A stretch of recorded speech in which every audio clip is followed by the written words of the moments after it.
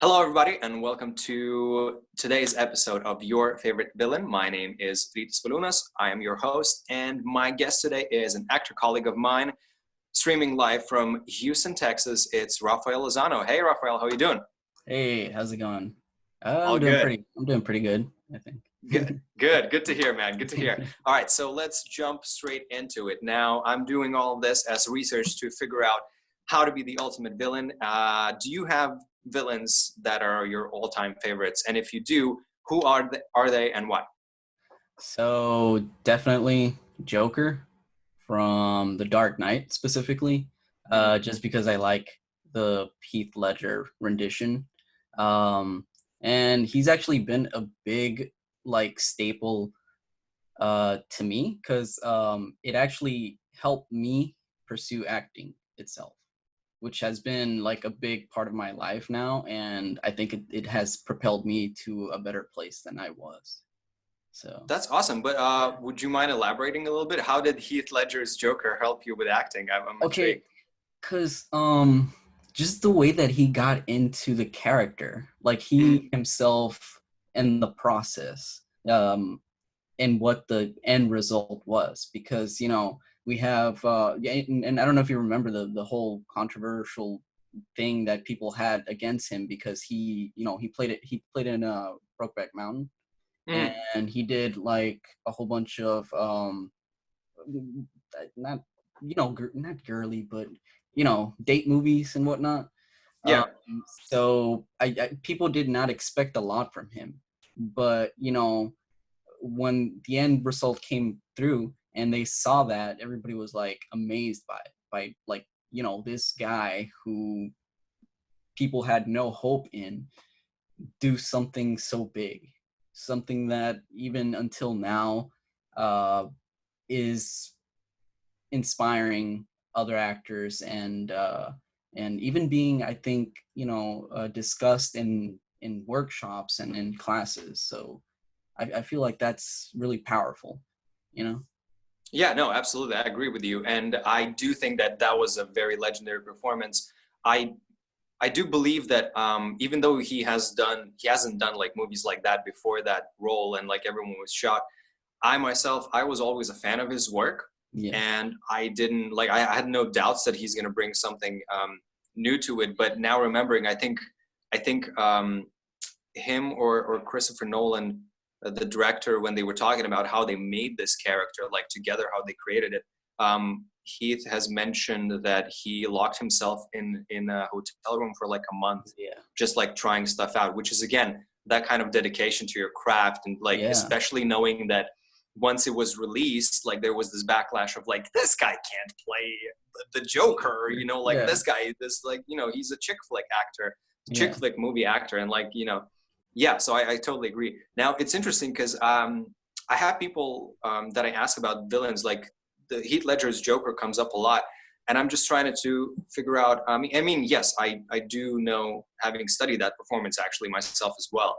I Yeah. do see like why does it hit with people, but from the actual like portrayal of the villain, what do you think is something that resonates with you the most? With the villain himself. Mm-hmm. So I actually do have an answer for that, because I actually studied this with a coach of mine's. Like I did a rendition of it. Which you can find on my YouTube actually.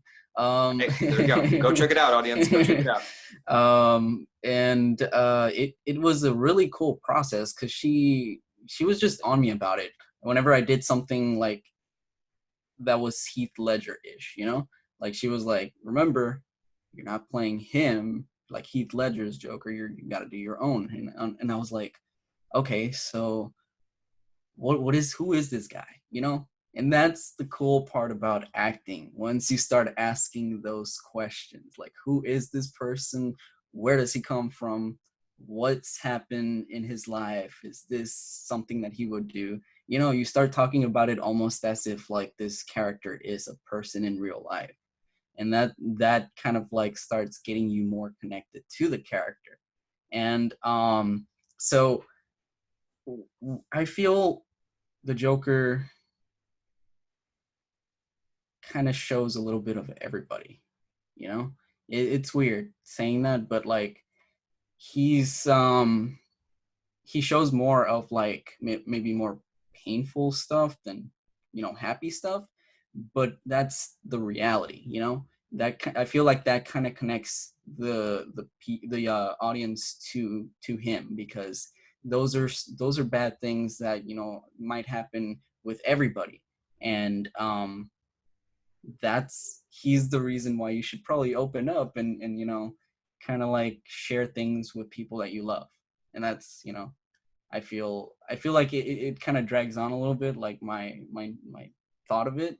But you know, why would someone like this just go about doing so many bad things just for the heck of it, you know?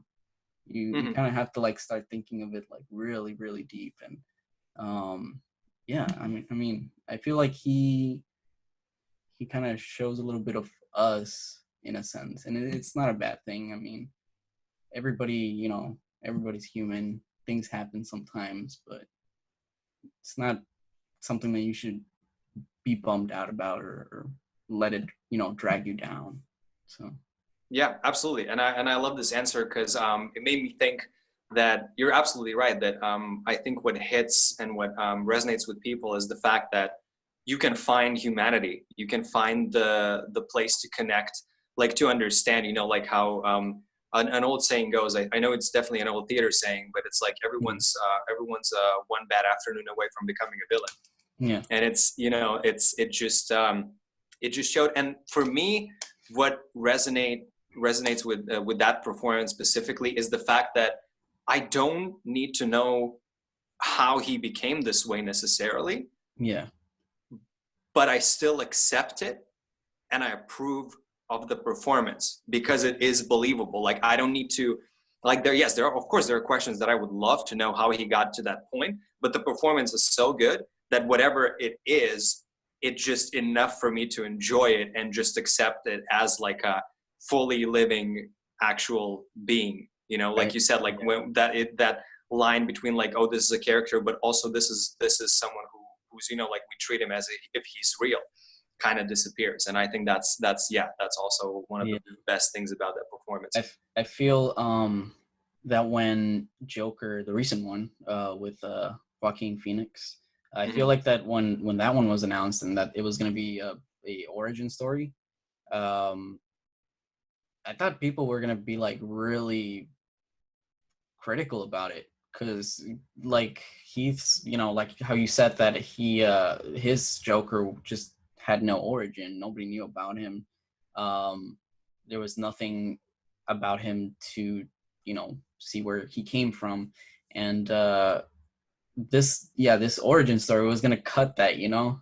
I felt like that was gonna like divide a lot of people, but I'm glad it didn't. And I'm glad that it did so well. And it's also really a really great movie and performance. um i I like it too. I think it also like kind of, I think my answer is also like um incorporating this one, because in this one it really is a person, you know, having a bad day, and then he goes crazy. Yeah, um well, he was having more than a bad day. He was having a yeah, oh yeah, borderline, a yeah, bad life. like But yeah, no, I agree. yeah, I think you know, with any role, if you play the same role that somebody previously played well, it's really, I mean, it's going to be hard regardless to jump into the role. Like, you know, whoever the next something that's like a huge brand is at that time, it's always going to be a tough job to follow somebody who's done it great. It's, you know, it's like kind of like on stage, if you're like auditioning and you go after somebody who just killed it, you're like, oh, okay, no pressure there. I just gotta, because, you know, like yeah, it's not a competition per se, but yeah, it's like a feeling of like, you know, like the audience got already something that was awesome, and now it's up to you, you know, to like, it's not even like to follow it, but just like to present your own, you yeah. know. And I feel like, I don't know, have you ever had that experience in life of like, you know, like going to audition knowing that like someone before you killed it? Yeah, I Yeah, I that's do. I know I know the feeling. Um Recently though, I don't know what it might be actually. it might be just me like reading up on personal growth and just positivity and all that. That has kind of got me in this kind of really zen kind of mode, kind of state where now that I go audition, I don't feel too bad anymore. I still have, the jitters, but that, like, I feel like people, if they have the jitters, then it just means that you want that really bad. I think it would make sense for you to have jitters, but it's not as bad as it used to be, which is pretty cool because I feel like if all this learning and pursuit of all these personal growth and whatnot has helped me out to overcome issues like those, then I feel like I'm doing really great right now. That's awesome. That's so good to hear, man. Yeah. It took me years to get to that point of just being confident enough in whatever you're bringing to the table to just go in and kind of shut out the noise, which is like all of these ideas that like we create in our own minds, all of the enemies you create in your own minds, all the obstacles are like, oh, everyone looks so much better, everyone sounds better, everyone's like more more this, more that, and it's like, well, even if they are, it's not your problem. Like, all you can worry about is what you can influence and affect, and that is your performance. So just go do that. And also, having studied Meisner, it's like Meisner and repetition with the partner always says, there's nothing that you cannot use for your own advantage. Right. Even if supposedly your partner is just literally a rock that does not give you anything, any movement or anything, use the fact how it makes you feel and then go from there. So it's like with the jitters, I totally agree. It's a good thing because like you said, exactly, it means that you really care about it. But as well, you don't have to like look at it as like fear of like something, but you can use it as like fuel of like, this is excitement that I can use. Definitely. Or even better, if you're playing a scene where your character has to be afraid, well, there you go. You're already there. You're already kind of scared. So just like go from there, use it, Yeah. And I agree. That's a very awesome part of our chosen career path as well. Now, I know that you actually have a degree in video game design. Was it? Yeah. Exactly. So it's applied science, video game art, and simulation. The art one, because there's two, like they separate them into programmers or artists, because you need both programmers and artists to make a game. So so would you that's fascinating, and I think what I would like to know is, has that helped you at all, like having that kind of a knowledge of building a video game from an artistic standpoint? Does that give you any insight into acting, and like, does it help you in any way? Do you have any like sort of like a leg up or like a skill that you can implement from what you've learned into your acting? I would say so. Yeah. Cause, well, first off, I love video games. I'm a gamer. And the whole reason that I did the degree was because I wanted to make a career out of it, making something that I like doing, what isn't that the dream that everybody has, when they're thinking about a job, like doing something that you love. So I was like, okay, well, that narrows down the options that I have to, decide from for my career and for the rest of my life, because I had a really big fear when I was coming out of high school. I had a really big fear that I would end up being someone that changed their degree 10, 15 times and wasted money in college. Like, I didn't want to be that person. And I was like, okay, well, I'll do video games. And it was okay. I feel like I didn't really it didn't really resonate with me, but I'm glad I did it because it's something that I'm not gonna regret, And as far as it helping me out in acting, it helps me out because like my branding at the moment, I've seen that is a techie, nerdy kind of guy. I'm not ass well, I'm pretty skinny. I'm Mm. pretty skinny, and I'm a shorter dude. Um, so everybody, whenever they see me, they just officially like they immediately think that I'm like a 16-year-old. But I'm not. I'm actually 10 years more than that. But Which is, again, that's actually not very not like a it's not a bad thing to yeah, have in our industry to be older but be able to look younger, because there are a lot of projects. I mean, in the past they would do it a lot of time. Now they're trying to do it differently, but like there's still if you can look 16 but you're 26 versus someone who's 17, 18 auditioning for the same role, and you have the life world experience that they're looking for, that's great for them, yeah, you know. yeah, definitely. So yeah,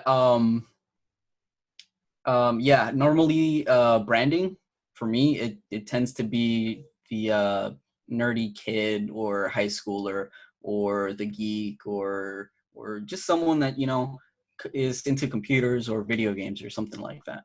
So it definitely helped out in that sense because I know how to be a nerd. I know how to be a gamer. I know how to do all the techie stuff. Um, and I actually went to New York to do some demo reels uh, January, and one of the scenes that I did was actually a hacker. Um, and that's pretty cool. I will actually have that on my Instagram soon. Um, but yeah, it helps out knowing the character itself, like their profession, if they have a profession in the script. um and if that's the case, I would just at least search up something simple about them, because it definitely helps building the character up. So And it also, I think it gives you an advantage of, if you actually can talk the language, and you can actually, if even if the scripts like says something or like you forget about it, you can just rip because you yeah, know what you're talking about. So like it should give you like this extra little bit of a boost of a confidence of like, all these guys that audition, they might look the part, but I've actually lived it. yeah, So oh yeah, definitely. yeah, awesome. So let me shift to this then. Since you have, again, like this multi-dimensional, like kind of like a knowledge that already that you have dived into, like video game artistic creating, acting, I don't know what other areas of life you've been trying to dip into, but when it's all said and done, Mhm. at the end of everything, if you had to sum up your legacy in 3 sentences, what would you want your legacy that you leave professionally, personally, as a human being, in any other regard? What would make you happy to know that people in the future, if they look you up, that's what they get from it? So that was a hard question when I saw it on the on the notes, because I don't think I've thought about it thoroughly, just because I feel like it'll be a while before that happens, hopefully. But I would say, I mean, I feel like I'm really passionate about acting, so I would hope that they say something in regards of my acting, like he was an amazing actor or something like that. um One other thing I guess I would say would be, I I'm wishing that at some point I can make something for myself to also do what other actors do, and either help out in charities or um do charity auctions and stuff like that. I have a lot of feeling for a lot of stuff on Earth, Mm. and that's saying something because I really I really wish I could help animals. Whenever I'm on YouTube, I see some like animal movie or video that shows like a poor animal abandoned, and I'm like, oh no, I gotta watch it. Oh no, I have the feels now. And I kind of always had this like really um, just passionate idea to like help out strays and help out, you know, animals in need. So maybe establish something with animals. I would love to, you know, do something like that. Um, but I don't know. It's just never crossed my mind. So it's still kind of like on the fence, you know, like how. Yeah, no, I completely understand. So It's like, it's too early to think about it, and also, yeah, it's not something you do think about it. So it's a I difficult one. I apologize for that question being hard, but it's no, just it's all right. To be honest, I probably should be looking at it because I've actually been looking at a lot of stuff recently in regards of like what life has in store for me. Um, I don't at the current time I don't have a job in the gaming industry. I have been in it. I have done stuff in it, but I didn't stay in it because I just like I said, it just wasn't resonating, so I just decided to opt out. And that was I think that was a little bit after when I started doing acting. Um, I I've always been passionate, like I said, about acting. I just never actually went into it, and I decided to say, you know, hey, you know, I can't be just moseying around all day and not getting into acting, even though I say that I want to get into it. So I got up and decided to look for some auditions and a coach. And I completely bombed the auditions because they were theater auditions, local theater auditions, but I completely bombed them because I knew I wasn't ready. And but I went in saying to myself, look, it's okay if you don't get a part, but you did something, and that's a step forward. And I've been practicing kind of thinking in that sense because you should always come up front and say, look, if I accomplish something, even if it was small today, then I will acknowledge that and I will, you know, do something nice for myself. Like I feel like people don't appreciate their small accomplishments, and that's what probably ends up like failing them in whatever they're doing, you know? yeah, Um, absolutely, absolutely. And I think that's also a great legacy to leave behind, is to know that you were always the person who, regardless of the result, you just took the step, and then you tried to become better. Actually, one of my voice and speech teachers, Lester Shane, shout out to Lester. He had a saying. He's like, practice doesn't make perfect, practice makes you permanent. And also he said there's no staying the same. Either you practice and you get better, or you don't and you get worse. yeah. Like there's no status quo. So that leads me to a question that I always ask my audience, my guests as well, which is a quote that you say all the time. And the one you sent me, it's kind of similar. Yeah. It's do you want to share it? Do you want to share it with the audience? Sure. Yeah. So it's hold on. I messed it up the other day, so I want to actually look this up to make sure that I don't look like a fool on here. Okay, yeah, Um, yeah, yeah. No worries. Yeah, it's a good one though. It's a one that I appreciate, and again, it kind of reminded me of what my voice and speech teacher used to say. and could you say that one again? Do you want me to read the one that you sent to me, or No, the what? ones that you mentioned. Yeah. So my teacher used to say, "Practice doesn't make you perfect. Practice makes you permanent." Permanent. And also, he would say that there's no staying the same. You either practice and you get better, or you don't practice and you get worse. Okay. There's no I didn't practice, but I just stayed the same. It's like, no, it's a constant motion. It's a constant Yeah. movement. I like the first one as well. It's it doesn't make you perfect. It makes you uh Permanent. permanent. Yeah. And Yeah, that's true, because that talks into what you were mentioning about, leaving your legacy. And Hmm. yeah, if you practice, you do good, you become something great, and then you can leave that legacy behind. It becomes permanent. So I like that. I really do. The quote is, "Whoever said practice makes perfect was an idiot. Humans can't be perfect because we're not machines. The best thing you can say about practice is that it makes better." And yeah, that's from a Typical, which is on Netflix, and it's awesome. Yeah, yeah, absolutely. So that's your favorite quote. Now, let me shift to this. This is always an interesting question to ask because I found that a lot of people either don't really want to talk about it or they just don't don't use these things. But there's this thing out there called the pickup line. Yeah. And I always ask my guests if you have any good ones, or like, what is your best pickup line that you have heard or you have said yourself? Well, what's your relationship to those things?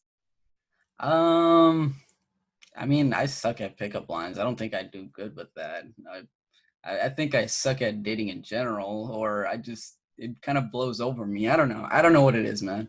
But usually I'm just chilling, doing my own thing. I don't even realize whenever everybody's like hooking up or whatever. But yeah, So would you say let me you just straight up don't really use them because I, it's a weird thing to do, or no, I just don't use them because I've always thought that they were really cheesy, to be honest. Pickup lines. yeah. Um, Usually I would me if I'm talking to a girl, I don't know, I would just talk to her normally, be myself.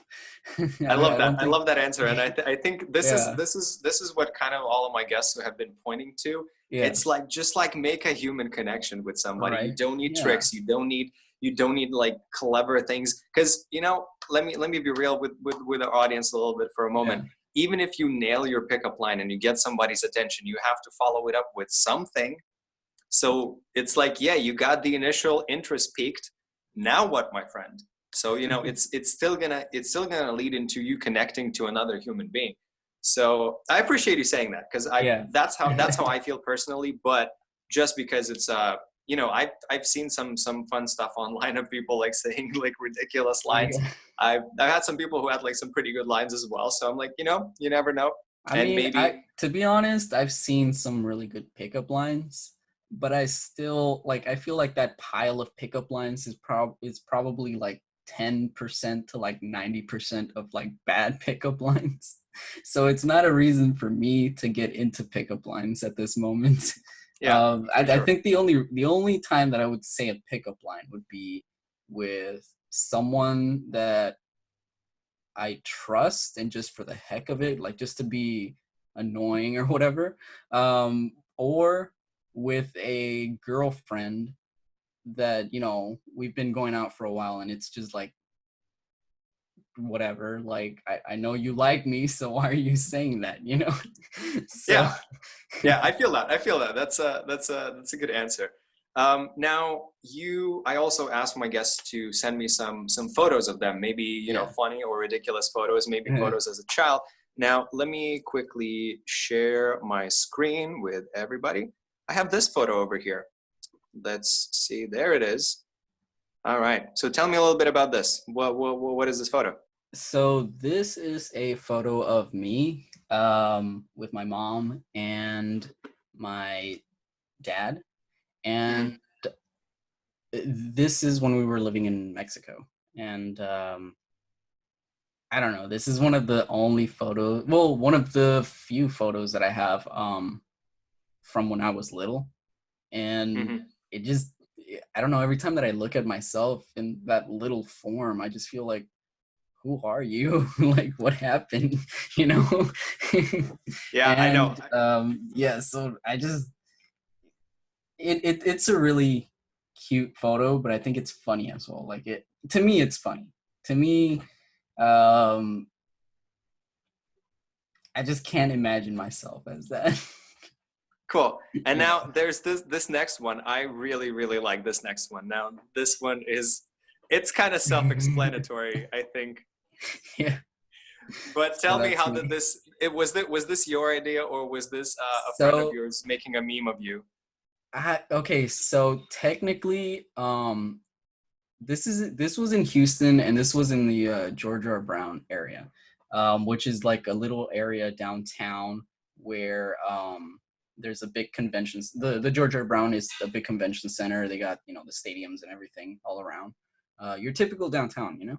So I was walking back towards the convention. This is a year, 2 years ago, I think, maybe no, last year. Um, During the anime conventions that happen here. It's called Anime Matsuri, and Hmm. I was volunteering, and I was heading back to where my friends were, and I noticed that they were taking a photo. So I decided to photobomb, and I didn't expect myself to look like that. I thought I was gonna look a little bit more obvious, and they would be like, "Get out the way" or something, but they didn't. And then I was like, I went around, and my friend saw the photo, and he's like, "Isn't that Raph?" And I'm just like, did someone say my name? And I go over to them, and they show me the photo, and they're like, dude, you look like the what's his name, Bigfoot photo. And we took like the photos, and then we put them together side by side, and we were like, yep, this is it, this is it. I like it. I like it. It's a good, because it's like the same kind of a strut as well, kind of like Yeah, in motion a little bit. Yeah, yeah, I like it. I like it. Now let's shift to this. As you know, we as a species, humanity, we have plans to um, inhabitate Mars, yeah. and people are really working on it and like trying to figure out all the kinks. Now, if that actually happened, and you were one of the first travelers to go there and settle Mars, and you had the ability to take three physical things from Earth to, you know, remember Earth, or just like stuff that you wanted to have with you on Mars, what would they be? So I say a backpack. And the reason I say a backpack is because for some reason I I unintentionally collect backpacks. I know that sounds silly, but every time that I see a cool backpack, I tend to buy it and just keep it in my closet for the heck of it. So I would say definitely a backpack because I know that I would eventually find a backpack and keep it. And two, so this one is kind of like a silly little thing about it that I kind of got stuck in my mind. But when I was little, I we had the Jurassic Park movie, The Lost World, the second one, Hmm. and I would watch that like 100 times a day. And one of the little arcs with one of the characters, um, Julie Moore, Julie Moore's character, um, she has a backpack that she calls Lucky. And on more than one occasion throughout the movie, the backpack actually does save her life within the story. And I was thinking, you know, maybe the reason that I collect backpacks is because one of them was going to actually save my life one day. Hey, man, that's a great answer. I appreciate it. And also, Yeah. if you really think about it, what RPG video game doesn't start with you upgrading your backpack? Upgrading, yeah. Upgrading your backpack. Yeah, Exactly. yeah, yeah. Seasoned gamers right here. That's that thinking that kicks in. Yeah. You gotta, if your inventory spots run out, like you can't pick up new stuff. So, I don't know how I'm gonna do it, but I'm gonna put a lot of stuff in that backpack, just like in the games. yeah, we're Yeah. gonna stuff that backpack. Okay, So, so backpack. What else? Anything um, else like kind of fun yeah. or essential that? So I would probably say a book about just positivity or motivation, something like that. Just because I feel like it would be something smart to have. It'll keep you. Well, I didn't know if this was kind of in a sense of like if I just went into Mars alone or with people, but I was thinking of it in the sense of like if I went to Mars alone, and I feel like a positive book would probably benefit me from and stop me from going insane or something like that, if I got stuck in Mars. But the only other thing I can think of Um, maybe an instrument. Mm. Okay, I love music. I really love music, but I don't play an instrument. I have not learned. And I want to change that. I want to get a guitar or a piano, or drums. See, I love instruments. um, so I really love music, and I feel like if I would take a guitar and something to help me learn, maybe a book, um, I could probably learn and keep myself entertained. Yeah, Yeah, absolutely. maybe. Yeah. Yeah, no, Or I agree. I don't know. I don't know if this question has kind of like a it doesn't matter if it's kind of like a magical iPod or something. Or I would take that. I would take a Okay, magical okay, iPod. magical iPod. That's definitely the first time that that answer came up. So I appreciate you thinking outside the box of like going Yeah. like thinking you're gonna go to Mars alone. My idea was you're going to colonize with other people. But Yeah. hey, if your mind went there, I appreciate it because Yeah. that's your story you wanted to tell, and that's what we're all about. So let me quickly shift to this. I also ask about the journey to Mars. What about the journey to social media? Now we, most of us use The hard Instagram one. these days, and there are different hashtags on there all the time. Now, if you were not a human, but you were a hashtag, what hashtag would you be? um I would okay, so I did choose three of those, and they were either hashtag my name because I'm self-absorbed apparently. And something with acting, or something like acting life, hashtag acting life or something. I do use that a lot actually. Or hashtag Spider-Man because Spider-Man is my favorite superhero, and I love the art that they put out for Spider-Man out on Instagram. Like I follow a lot of artists, and I'm always seeing how about Spider-Man art. how about hashtag Raf for Spider-Man? Yeah, that too. That Yeah. too. I like that. Yeah, yeah. Oh my God, why didn't I think of that? It's sometimes when you start thinking about something, you get so focused that like your brain doesn't have that capacity to just like. Yeah, But yeah, it so was you right heard it there. here, my friends. Let's get hashtag Raf for Spider-Man Hashtag trending. rap. Yeah. Everybody, yeah. And now this is something I really appreciate of you because I ask my guests what they're passionate about and if there are any links that they wanna share with the audience. And now you send me a couple of them actually, Yeah. and I would like you to talk about more about those because they're really really cool, and I think that people can actually gain a lot from those. So I don't know if you have them in front of you, but Mm, the first one was you gave me a link to Ivy League schools that yeah. do free courses online, which I think it's a fascinating thing. And like, how did this thing came into your life, even this thought? So, I've always kind of wanted to go back to school, just because I kind of I'm in that mood of learning. So I would love to go back to school and get maybe a degree in journalism or maybe biology. I don't know. People make a little bit of like they make fun of me because when I tell them that what I was interested in when I was in school, and I tell them, "Oh, I was interested in science. Science was pretty cool." And I do still love science. I love it so much that I always watch science videos on YouTube, and ask me something about the universe and I'll probably know about it.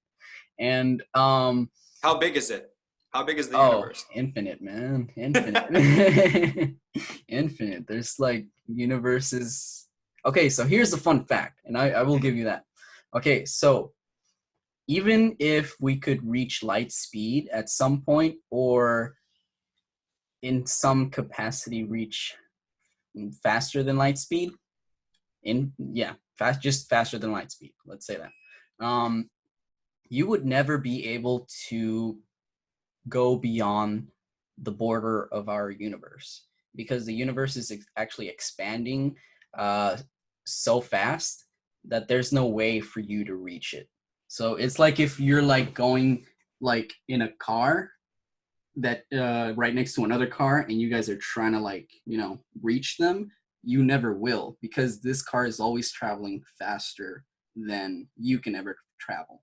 So yeah. So wait, hold on. So how can a universe expand if it's already infinite? How does that work? Because expansion, like, to me, sounds like there's a border, and like it just the universe expands faster than we can reach the border. But if it's infinite, how is it expanding then? So that's the cool thing about the universe. It I mean, I don't know, man. I haven't reached that. I No, haven't reached I that. didn't mean, I I didn't mean to haven't put you reached on the that. spot, but just like I just thought No. about it, and I'm like, Yeah. that sounds awesome. But I'm So, like, how does that work? well, for the real what the answer that I can give, from what I've learned, is that there is a beyond, but there's the center of the universe, and that was where the whole Big Bang happened. So everything was like kind of expanding from that point forward, but there is another rest of the universe that we can't see, and that's the mystery about the universe, that anything beyond that point that I mentioned, we just can't see. But it's kind of like, I would say, imagine a white sheet, bed sheet, where the center, there's like a hole to it, like something maybe is like weighing it down, and then there's the universe itself is just coming out from that and expanding. But we've been past a few million trillion years that were since the whole universe was created, and I say that for anybody that does not believe in evolutionism. Mm. So um at this point, we're living in the center time of the universe, where there's already more out there, but we just can't see it. Like, there is a barrier at that point, because light just can't reach us from that point onward. Yeah, so So we just have no idea what's out there. yeah, So that's and yeah, yeah, yeah, that's crazy. Like, that's yeah, a mystery. yeah. So this other link you wanted to share was Scholastic's free courses for kids, Yeah. which I think it's a cause very dear to my heart, because I work part-time as a teacher for toddlers, so it hits home. And then there's this one that's Harmony Schools in Texas offering free meals and stuff. Now, how did you what can you expand on that? What exactly do they do, and what's their mission? So Scholastic's free courses for kids. Basically just like Ivy Leagues. It's a place where you can head over and just take some courses. At the moment, they are free. A lot of this stems from the whole coronavirus pandemic. A lot of kids are actually out of school because of that, and I know college students are also, a lot of them are probably not even gonna finish the semester, from what I heard. So I saw the Ivy Leagues from a post on Facebook that my professor from high school posted, and I really appreciate him, Mr. Duckman. Shout outs to him. Hey, shout out to the uh, professor. he's always posting links like this, and I love it, because I just, it's awesome when someone shares something like this, shares knowledge. That just means that they're a good person and they want to see people succeed, and I just like being connected to those kinds of people. Scholastic's free course was actually from him as well, and I've just been noticing a lot of people having to deal with the whole parenting at home, and trying to like also teach their kids at home. Um, so I just figured, this is probably something that they would really appreciate. You can just sit your child down for however many minutes you want them to learn to read some of the books on here. So that's amazing. Um, Harmony Schools in Texas. So Harmony Schools is actually the school that I went to uh, for middle school and high school, and I noticed that they were offering free meals and other things throughout the pandemic quarantine thing. And so if anybody, that is from Houston, Texas is listening, there you go. Awesome. Yeah. Yeah. Did you want me to mention the other two links that I sent you, or? Yeah, absolutely. Yeah. Okay. So, I recently, saw someone doing a live video on Facebook. And I don't know if people have noticed, but a lot of people have been doing, live videos and other things online to kind of get over the whole quarantine thing, to keep ourselves motivated, or keep active, or just, keep together. So I went into this live video, and it was by Brian Patacca, and he's a life and career coach. And I think that he's actually a really great person that shares a lot of cool knowledge, and a lot of helpful knowledge for actors, and also knowledge about life, um, helpful advice about life. And I figured, why not send people over there, if they're feeling just miserable right now, or whatever, or if they just want to talk to him about career things. I also do want to do one more shout out, and Go for it. I believe this person maybe too, because she used to coach in Actors Fast Track, Elizabeth. So Elizabeth, she was my mentor for the time that she was there, and she's actually started a small business for people that want to do live or personal growth uh, sessions. So she'll talk with you. You guys will set up a time together to meet on Zoom, and she'll help you out with whatever you need help with. She also does have a podcast, which is pretty cool, and she also talks about life and personal growth. She talks, a lot of it caters to women, but I've noticed that a lot of stuff also resonates with men as well. And she's actually I would say that that like in terms of life coaching, it's like there are things that are like gender specific maybe in terms of like approach, but like in general, like it's the idea is just the want to self improve is it's universal. And also shout out to Elizabeth as well, personally for me, because she was the one who reached out to me initially, and that's how I got involved with Actors Fast Track as well. And like none of this would be or it would be maybe available, but it would be very different because I've met my guests, some of them through this company. So without her introducing me, that would have been very different. So Elizabeth, shout out to you. Keep up the good work. We appreciate you. Now, I always like to end these episodes with something really fun, and that is, we are going to jam out to one of the songs that Rafael really likes, and we're going to do it silent disco style. So you guys we're going to tell you the song. You can find it on your own, put it up, and then we're going to all jam out to it, and we're going to sign off for tonight. So tell us, what song are we listening to right now? So we I feel silly now. Why? Don't be. Because I don't know. I don't know how people feel about this kind of music. But that's why, you see, that's the point, because that's why I ask you, because you're my guest. I want to do something that's fun for you. I'll represent. I'll represent. Represent. Logic. I'm a Logic fan.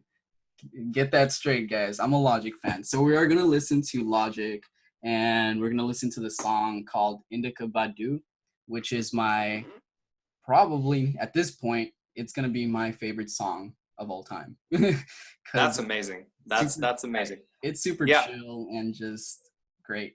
So and before we listen to it, I want to say, first of all, thank you for coming on the show with me. I really appreciate it. And what I also really appreciate is the fact that that you just decided that you wanted to give acting a go, and you just went out and did it, which is which is an amazing thing. And like it takes, I understand how much strength and courage and just like in general, like how much it takes to start something new. And especially like this, that's like, you know, there's so much information about it. There's all of these ideas about what this business is, but the fact that you went in there and you start doing it and you're doing it right now, that's really, really cool, man. And I appreciate you for doing that. Yeah. So. All right. So let me get my headphones on, and let's have some fun. There we go. I'm gonna connect them to my computer. Let's see. All right. There we go. Where it is. All right. Let's do it. Awesome.